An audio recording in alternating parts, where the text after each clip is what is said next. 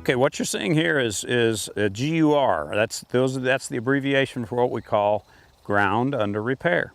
And as you can see, since the Golf Club of Texas is still under construction, it's got places where it's got fresh sod and the seams of the sod are still in place.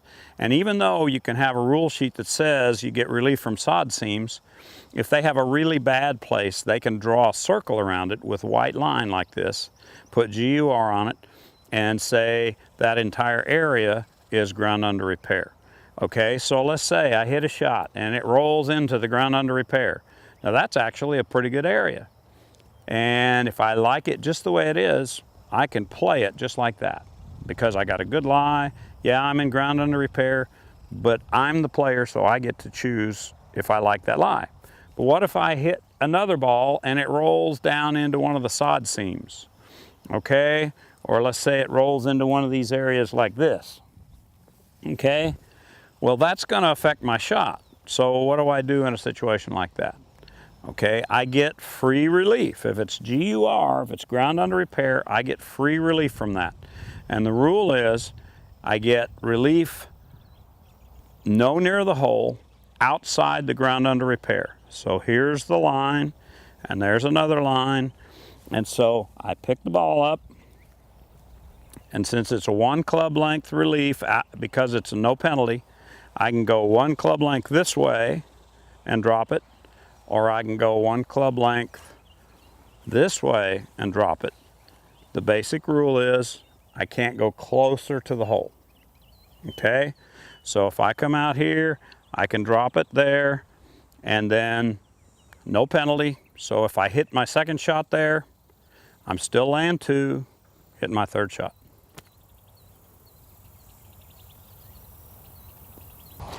Okay, every golf course you go to is going to have what are called immovable obstructions. I mean, we're going to have all kinds of obstructions. Movable obstructions are ones that obviously are movable, but immovable obstructions are ones that you can't move. This is a cart path, it can't be moved. Okay, let's say I have a bench that's cemented to the ground, you can't move it. Now if it's a bench that can be moved, it's obviously a movable obstruction.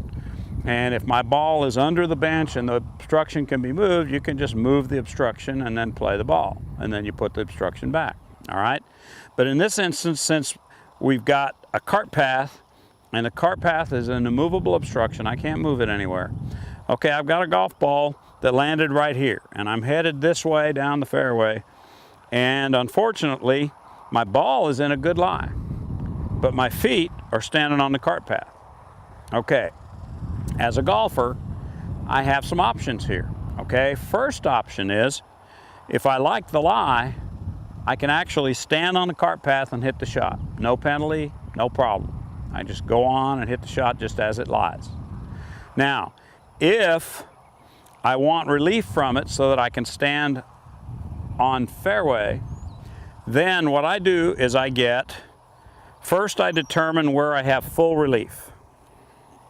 Okay, once I've got full relief, and it has to be nearest relief, no near the hole. So I can't go that way because my nearest relief is that way. So I'm going to take and measure 1 club length first. Okay, have I got relief? I've got relief here. Okay, I get a club length from there.